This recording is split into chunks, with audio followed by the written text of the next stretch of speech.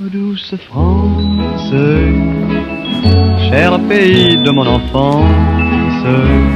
Qu'est-ce que tu regardes, mamie?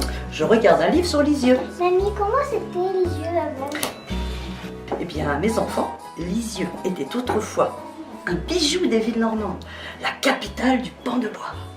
Malheureusement, elle a été détruite en grande partie par les bombardements de 1944. 300 maisons seulement sur les 3200 existantes ont été épargnées. En août 1945, il a fallu d'abord sécuriser les bâtiments encore debout et raser ceux qui étaient trop dangereux. C'était en 1947 que les travaux de reconstruction ont commencé. C'est l'architecte Robert Camelot qui en avait la charge. Ça a duré combien de temps pour reconstruire Lisieux? La reconstruction a été lente, très lente au début. Puis, elle s'est accélérée à partir de 1950 à 1952. Il aura fallu tout de même presque 10 ans pour la rebâtir. Et de nouveaux quartiers ont vu le jour comme Hauteville ou les Suédoises.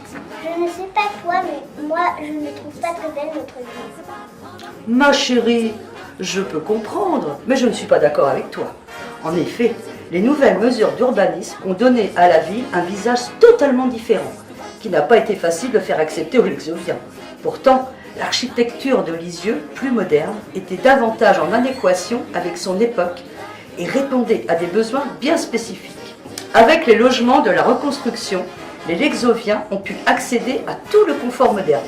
Certes, la brique a remplacé le bois, mais ce matériau fait de terre et de feu a été fabriqué sur notre territoire. Mamie, c'était quoi avant l'espace Victor Hugo? C'était une ancienne gare routière. Je l'ai bien connue. Je l'utilisais pour aller voir mes amis à Orbec. Aujourd'hui, elle accueille la maison de projet Lisieux 2025. Et demain, le bâtiment sera rénové pour accueillir des salles de réunion modernes, équipées et confortables. Et Lisieux 2025, c'est quoi? La ville mène en ce moment des projets d'urbanisme afin de redonner au centre-ville, notamment à l'espace Victor Hugo, ainsi qu'à son avenue, la beauté d'antan. On doit être fier de notre reconstruction, car elle fait partie de Lisieux autant que nous.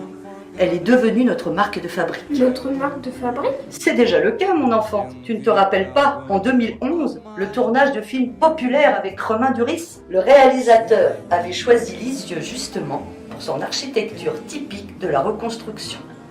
Et écoutez-moi, les enfants, j'ai vu le décor, c'était vraiment merveilleux.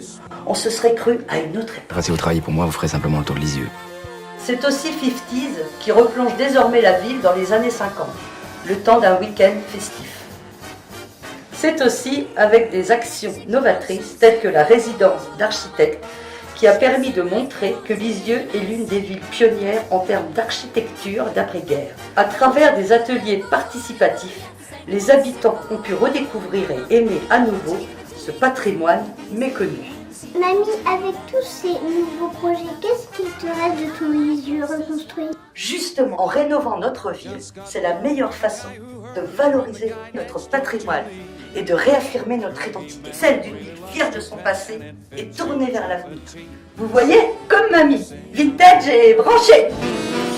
Don't go out with those lips of yours to anyone else but me. What you say? Anyone else but me. That right?